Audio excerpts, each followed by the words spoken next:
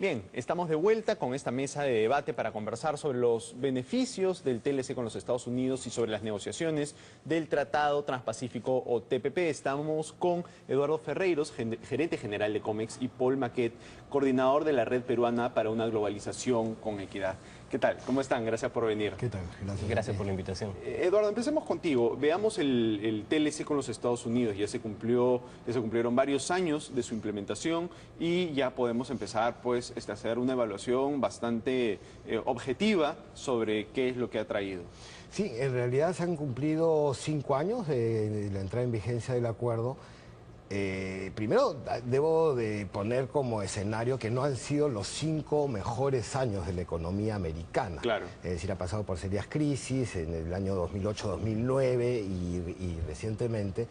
Sin embargo, en estos 5 años las exportaciones peruanas han crecido en un 60%. Las exportaciones a Estados Unidos. El año pasado, donde las exportaciones totales cayeron aproximadamente en 12%, las exportaciones a Estados Unidos crecieron en 15%. Es cierto que básicamente por exportaciones de oro, pero en productos no tradicionales con valor agregado, las agroexportaciones crecieron alrededor de 15%. Entonces, el potencial de sociedad con un país como Estados Unidos, una economía tan importante, a futuro, cuando las cosas mejoren, van a ser muchísimo más. Y yo ya considero que han sido bastante buenas. En el tema comercial, yo creo que el futuro es muy bueno y que también ha servido para que podamos atraer inversiones a nuestro país, ¿no? Yo creo que ese ha sido, digamos, el principio de una apertura comercial que ha traído grandes beneficios. De acuerdo. Paul, ¿tú cómo ves el asunto? Bueno, varios ángulos, ¿no? En el aspecto estrictamente comercial, aranceles, intercambio de mercancías. Por supuesto, todo tratado trae oportunidades y también trae amenazas.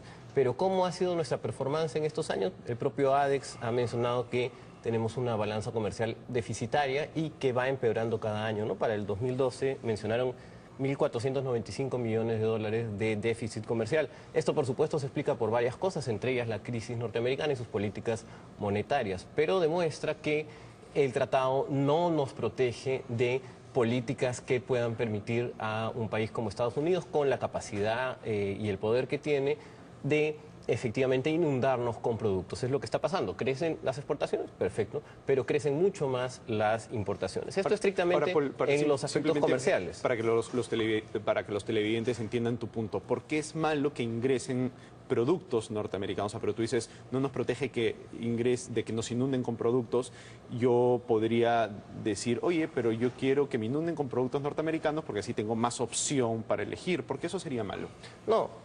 Nos estamos entendiendo mal. No he dicho en ningún momento que es malo que ingresen productos norteamericanos, pero si estamos hablando de un déficit comercial de 1.495 millones, estamos hablando de que estamos inundados de productos. Es mucho más las oportunidades que está aprovechando la gran industria norteamericana que las oportunidades que nosotros estamos aprovechando. Un ejemplo es el caso del algodón, ¿no? Que además todos sabemos que es un producto subsidiado en Estados Unidos, y en el cual ayer estaba revisando la página del Ministerio de Agricultura, donde se muestran las importaciones y exportaciones, y Estados Unidos se ha convertido prácticamente en nuestro principal proveedor de diversas fibras de algodón. Bueno, efectivamente tenemos que tener cuidado con este tipo de cosas porque no es una competencia de igual a igual. Tenemos políticas activas de Estados Unidos, subsidios, políticas monetarias, entre otro tipo de políticas que les permiten a ellos exportarnos mucho más, y nosotros no tenemos esa capacidad de apoyo a nuestros exportadores. A mí me gustaría, Enrique, si me permites, quisiera aclarar eso. El decir que estamos inundados de productos americanos, hay que ver qué productos están entrando. El 9% de lo que le compramos a Estados Unidos son bienes de consumo. El 91% de los productos que ingresan de Estados al Perú son bienes de capital y materias primas para la industria. Es decir, que lo que estamos comprando sobre Estados Unidos para poder nosotros producir. En este auge que está teniendo las exportaciones peruanas, necesitamos comprar bienes de capital baratos, necesitamos comprar insumos baratos, y eso es lo que traemos de Estados Unidos, y a buena hora que nos inunden los productos americanos en maquinarias, en bienes de capital, en insumos que necesitamos para producir barato.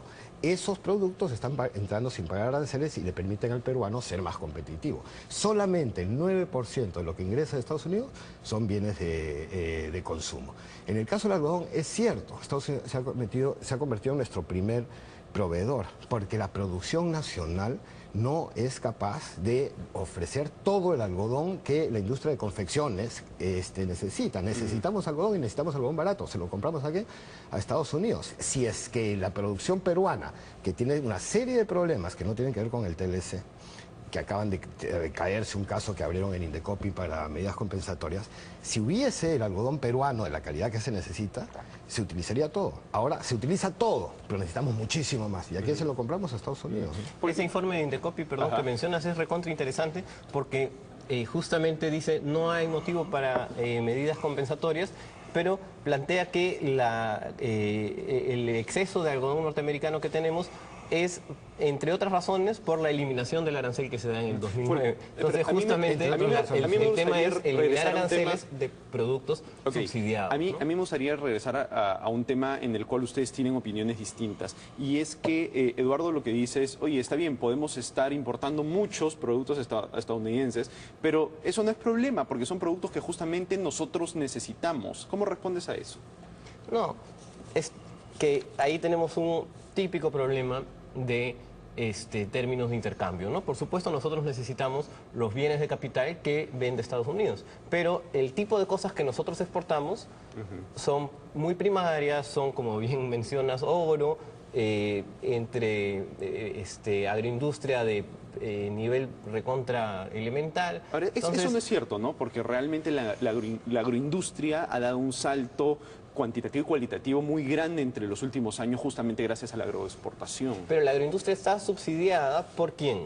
Está subsidiada por el trabajador y por el medio ambiente. Claro, efectivamente. En el Perú, que tiene que los ver... subsidios que no puede otorgar el Estado, si me permites argumentar, ¿quién los está entregando? Los está entregando el trabajador, que lastimosamente el capítulo laboral del TLC no ha logrado garantizar que se cumplan plenamente los derechos laborales de estos trabajadores que siguen con un régimen especial, que tienen condiciones recontra deplorables. En primer lugar, el trabajador. Y en segundo lugar, el medio ambiente. Tenemos en este momento la famosa crisis del agua en Ica, ¿no? ¿Por qué se produce? Porque se ha consumido excesivamente el agua de los pozos y bueno, ahora ¿quién tiene que pagar eso? Entonces, Eduardo, ni el capítulo ambiental ni el capítulo laboral del TLC están logrando garantizar lo que se esperaba, que no subsidiemos nuestros productos a costa del trabajador y a costa del medio ambiente. ¿Tú crees que eso está pasando, Eduardo? ¿Crees que el TLC ha traído que estemos subsidiando los productos que enviamos a Estados Unidos a costa del trabajador y del medio ambiente? Lo que yo veo y lo que converso con los agroexportadores es que cada vez es más difícil contar con mano de obra para el sector agroexportador. Hay una competencia, hay ciudades como Ica, tenemos ciudades en el norte donde hay pleno empleo y los trabajadores están yendo a sectores más dinámicos como la construcción, por ejemplo, y los sueldos de los trabajadores en el campo peruano han ido aumentando y ya estamos perdiendo ya un poco de competitividad. El TLC con Estados Unidos no dice cuánto es lo que se le debe de pagar a un trabajador. Lo que te dice, tienes una ley y no bajes los estándares. Pero lo que está sucediendo es, mira, ni sueldo mínimo no existe. O sea, no sé ni para qué lo usan como referencia porque en el campo, en agroexportador, que dicho sea de paso, no es que le exportamos solamente oro. El oro se le venderá más o se le venderá menos. Le vendemos confecciones. En un año de crisis, el año pasado que las exportaciones de confecciones han crecido, las exportaciones a Estados Unidos han aumentado. Poco, pero han aumentado. Las agroexportaciones 15%. Entonces, lo que está pasando en el campo peruano es una revolución que, a pesar de todas las exportaciones caen, ellas siguen subiendo, siguen subiendo.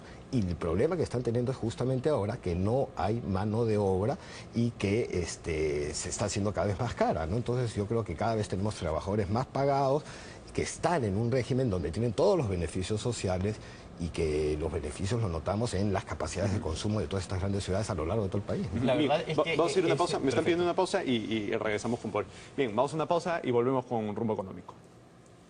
Scotiabank, descubre lo que puedes lograr.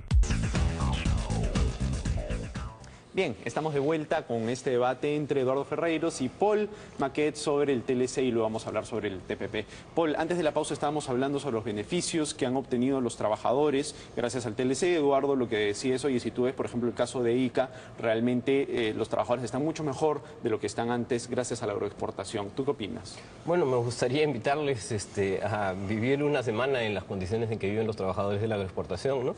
Que tienen, no solamente es un tema salarial, es un tema de seguridad social, es un tema de seguridad y salud en el trabajo y es un tema de hostilización y persecución a los que se organizan legalmente, de acuerdo a todos los convenios internacionales que ha firmado el Perú, formando sindicatos, personas que se les despide, que se los hostiliza, incluso que se les violenta, y hay denuncias de esto ¿Cuál es la evidencia en de toda esto? la costa. ¿Cuál es la evidencia de esto? La evidencia. Sí, o sea, ¿cuáles son las cifras que muestran que No, ahora hay están peor que numerosos antes? No estoy diciendo peor. No O estoy sea, ¿han diciendo mejorado? peor. No estoy diciendo mejor tampoco. Pero, el problema de la entonces... agroexportación es que está basada en un régimen especial Ajá. que les da menos derechos a los trabajadores de la agroexportación que a los demás. Este régimen especial, el TLC con Estados Unidos y su capítulo laboral no tiene las condiciones, no tiene las características para permitir que se supere este régimen especial. Y realmente no podemos seguir subvencionando la agroexportación con un régimen discriminatorio que le da realmente menos condiciones de trabajo que a otros sectores. Claro, gran parte de esa llamada discriminación quiere decir, por ejemplo, la temporalidad de la contratación. Si yo voy a cosechar espárragos estos meses del año, no puedo tener en planilla a un trabajador los 12 meses del año. Esas son las flexibilidades que da este régimen especial. Lo que yo sí puedo constatar, y he ido a las plantas, yo sí veo trabajadores cada vez en situaciones más cómodas, en comedores que están estrictamente regulados por el Ministerio de Trabajo y las condiciones laborales de los que yo he visitado en las empresas agroexportadoras. Estoy hablando de la agricultura formal, aquella que exporta. Están perfectamente, desde el punto de vista excesivamente supervisadas por el Ministerio de Trabajo, también para la SUNAT, aprovecho para decir, o sea, están en una supervisión constante. Y lo que están haciendo es generando cada vez más exportaciones, cada vez más empleos, pero sobre todo, que me parece interesante, sueldos más altos, cada vez más altos. Con 90 inspectores del Ministerio de Trabajo en las regiones y 200 en Lima, no creo realmente que la capacidad del Ministerio de Trabajo de garantizar los derechos laborales de estos trabajadores sea tan óptima como quisiéramos y como menciona acá. Pero Paul, créeme que se concentran en aquellos que son los que están generando negocios y ahí es donde hacen las inspecciones y no están haciendo 90 las inspecciones son realmente y no están un haciendo número las inspecciones totalmente en las empresas Pero informales, ¿no? ¿cuál es y se lo pregunto a los dos, ¿cuál es la evidencia objetiva? O sea, en cuanto a sueldos, cómo han evolucionado los sueldos, cómo ha evolucionado el nivel de empleo, porque creo que, o sea, es bien importante para discutir esto, fijarnos en las cifras. ¿Qué es lo que ha pasado por ejemplo, en ICA con la agroexportación? Cuéntenme. Lo que ha pasado es que se ha acabado el agua. Te estoy mencionando que el medio ambiente es el otro gran subsidiador de las exportaciones y te quiero poner un ejemplo que es realmente preocupante, ¿no? Otro de los productos que exportamos a Estados Unidos es la madera. Y según una investigación de EIA, una agencia norteamericana, tenemos un 36 o 37% de la caoba y el cedro que se han exportado a Estados Unidos, por lo menos hasta el 2010 que llega su investigación, son de origen ilegal o no se puede demostrar su origen. ¿Esto qué quiere decir? Nuevamente, el capítulo forestal del TLC no logra garantizar que realmente no hagamos lo que nos preocupaba antes de firmar el TLC, que estemos exportando a costa del medio ambiente, de los derechos de las personas, entre otros aspectos. Bueno, saliendo de la pregunta original, el tema que se ha introducido de la exportación de madera se exporta muy poco y es cierto, y estoy de acuerdo con Paul, no se debe de exportar madera ilegal. ¿Qué cosa introduce el TLC de Estados Unidos? Obliga al Perú a cambiar su legislación. Nosotros no teníamos una legislación y eso era un desorden y se exportaba cualquier cosa. Nosotros nos hemos comprometido a cumplir ciertos acuerdos. Está en el proceso de implementación una ley y un sistema de regulación forestal. Ya se creó CERFOR y lo que se está haciendo es una superintendencia que va a organizar para poder hacer exportaciones de madera de manera sostenible. Eso que digamos, no me siento orgulloso de decir que lo tenemos gracias al TLC, pero fue dado por el TLC, si no, esto seguiría siendo un desorden absoluto, ¿no? Entonces, sí, yo estoy de acuerdo, ha habido antes, las estadísticas que menciona Paul vienen desde el 2010, el Telecentro 2009, y es una legislación forestal y ambiental que viene, gracias al TLC, implementándose, y acabamos de ver la creación de CERFOR, que creo que nos va a ayudar muchísimo. Vayamos a otro tema antes que nos gane el tiempo. El TPP es este megacuerdo de los países del Pacífico, este megacuerdo de integración comercial, pero se critica mucho una supuesta falta de transparencia en la negociación. Paul, entiendo que tu organización hace una vocera de este argumento, ¿no? Sí, efectivamente, yo en primer lugar quisiera destacar que el día de ayer 86 legisladores de 7 países de negociación han hecho pública una carta donde piden que se dé a conocer el texto antes de que sea firmado. Y ellos se suman a manifestaciones anteriores de los parlamentarios chilenos y de los parlamentarios norteamericanos en el mismo sentido. ¿Qué es lo que ocurre? Nosotros nos preguntamos por qué tanto secreto. Yo entiendo, conversábamos en la sala sobre la necesidad de cierta confidencialidad en los temas comerciales, arancelarios, porque es como una partida de póker, pues yo no puedo abrir mi juego. Es totalmente comprensible. Pero hay un error al decir que estos son acuerdos de comercio, porque son acuerdos de comercio, de régimen de inversiones, de régimen de propiedad intelectual, ahora en el TPP de régimen para las empresas del Estado, entre otros aspectos. Este tipo de cosas no son negociaciones comerciales. Este tipo de cosas reemplazan, tienen que ver con legislación que normalmente es dada por los congresos nacionales con debates públicos, las reglas de propiedad intelectual, por ejemplo. Entonces, nos preguntamos por qué el secreto. Este tipo de cosas no deben ser secretas y deben ser sometidas a un debate público, como ocurre con todos los acuerdos internacionales. Anda a ver cómo se negocia en la ONU, cómo se negocia en la OIT, cómo se negocia en la propia OMC. Las normas de transparencia son mucho más, permiten mucha más fiscalización pública. Eduardo, ¿es así? ¿Así está sucediendo y hay esta diferencia con otros acuerdos? Mira, cuando yo he querido tener acceso a la información de las negociaciones del TPP, he tenido. Y entiendo, Paul, que cuando uno has pedido una cita van y te explican. ¿Cuál es el problema? El problema es circular los textos de negociación. Entonces, hay fórmulas, cuando negociamos el TLC con Estados Unidos, como usábamos con Paul antes de entrar, teníamos lo que llamábamos una máquina ciega, donde el que estaba interesado en conocer los textos podía leerlos y no podía grabarlos ni sacarlos, pero podías enterarte de los textos, o en reuniones, digamos, a solicitud proyectábamos los textos y los analizábamos. Y yo creo que eso es una buena práctica. En el caso del TPP, donde hay muchos países que están circulando, y que tiene razón Paul en decir que no es un tema estrictamente comercial, pero sí tiene vinculación a temas comerciales, económicos, de inversión, ha habido ciertas normas de confidencialidad, entiendo yo. Yo no he tenido ningún texto, pero he tenido reuniones con cada uno de los negociadores sobre los temas y he sido muy bien recibido en mi instituto. Entonces yo sí creería que el principal problema no es la falta de transparencia.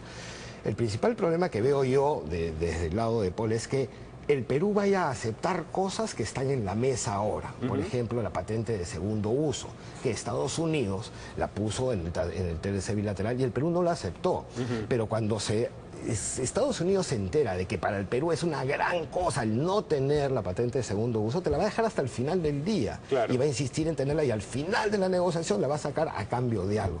Entonces, lo mismo pasaba con la ropa usada, ¿no? Todo estaba perfecto hasta que Gamarra sale una marcha y decir no a la ropa usada por el TLC. Al día siguiente Estados Unidos agarró y puso en su prioridad, queremos que entre ropa usada. Entonces, yo pido confianza en el equipo negociador, sabemos cuáles son las líneas rojas, el TLC bilateral con Estados Unidos marca, digamos, los topes a los que vamos a llegar y yo estaría tranquilo de que va a ser una buena negociación. Nos ha ganado el tiempo, les agradezco muchísimo su participación, ha sido muy interesante. Muchas gracias. Gracias, Enrique. Bien, vamos a una pausa final y volvemos con Rumbo Económico.